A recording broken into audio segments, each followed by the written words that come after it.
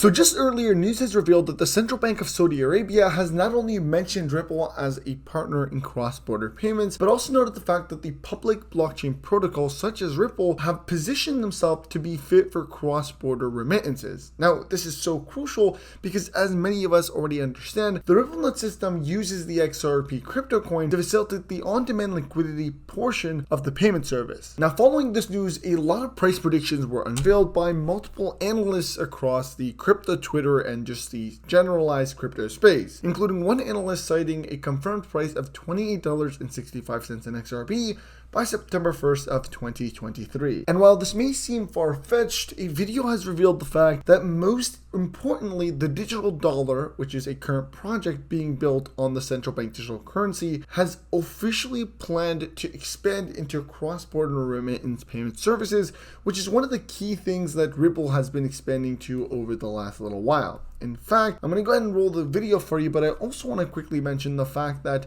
right now we have been seeing an unveiling of the mysterious digital dollar and the connection between the XRP crypto coin, Ripple, and a major financial institution called BDO Bank. And right after this 2-minute clip, we're also going to jump into the Republic of Palau, which has actually used this service to build their own dollar on the XRP ledger. And there's a lot of information that I want to talk about because earlier today, we did have a discussion from a representative from the Republic of Palau, and we'll probably talk further about this once the video releases on the podcast channel. But for now, let's go ahead and roll the clip. Retail CBDC. So it's supposed to replace cash. And when you look through the paper, they specifically talk about using a DEX. The definition of a DEX is a decentralized exchange.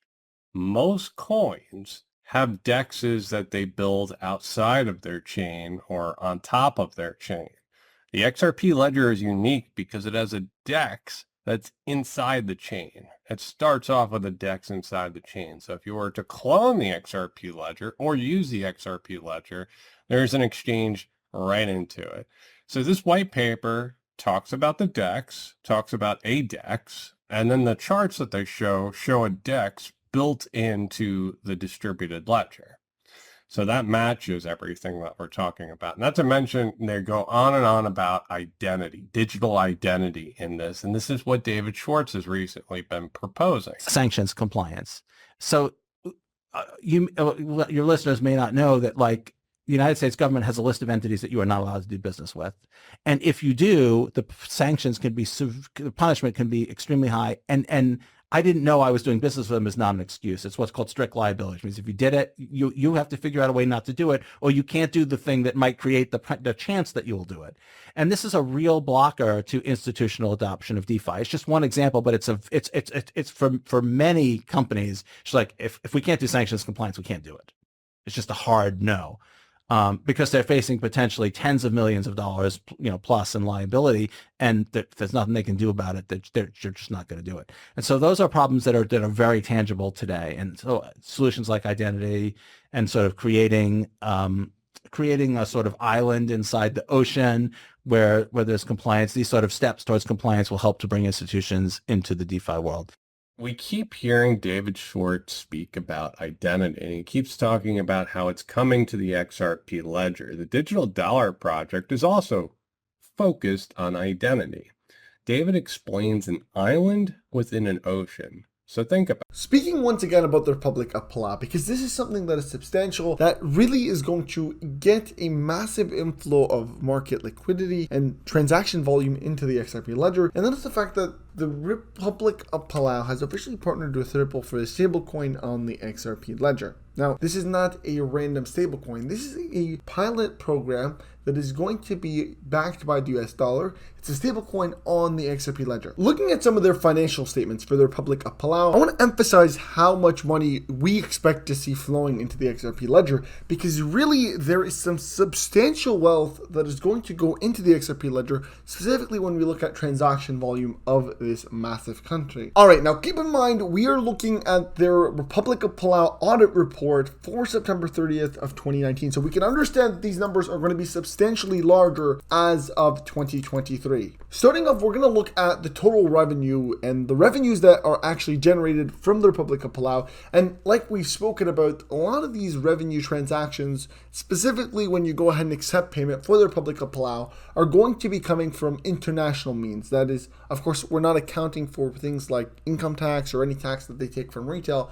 Really, when we're looking at these numbers, we're looking at cross-border transactions, because that is what Ripple and the XRP ledger is going to be mainly utilized for. But we see here that the total revenue is sitting at approximately 107 million. Scrolling all the way down as well is going to be their expenses, and like we've showed you guys, there is a lot of international expenses as well, and that is going to equate to 130 million, and this is for the year of 2019. Now, these are only governmental activities as it cites. So as of now, when looking at the exact data, we can see a value of approximately $237 million worth of revenue and expenses. Now, there's also the net position at the beginning of the year, meaning that for previous years, there was a total profit gain at $360 million.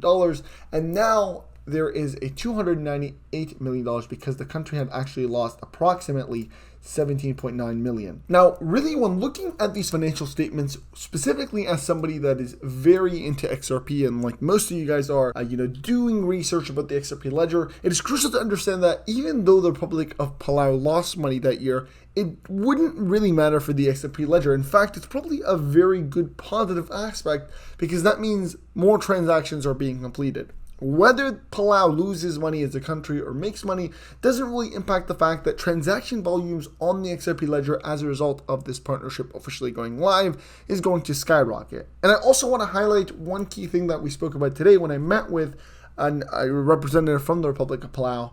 And that is a clear answer as to why, we've seen this partnership go live, but the price action of XRP didn't really change. And that is that right now they're doing it on a pilot program, meaning that there aren't really wide-scale use of it, and they're only doing trials on how the XRP ledger would work with the amounts of money. So they're putting in small chunks at a time, trying to see whether the XRP ledger is going to be able to handle it, and whether the people of Palau are going to be able to use it, and how they can simplify it for them. So it makes perfect sense as to why the impact of XRP's price isn't really playing a massive role. And at the same time, we did see actually some what many people thought were glitches on multiple cryptocurrency exchanges. Well, they could have possibly been, and again, this is pure speculation, could have possibly been those occasions as to when a chunk of money went into the XRP ledger for these trials, and then of course they do pull it back, so they do a lot of test runs to test out the ledger. So again, this is pure speculation in terms of that aspect, but we did get into talks with them,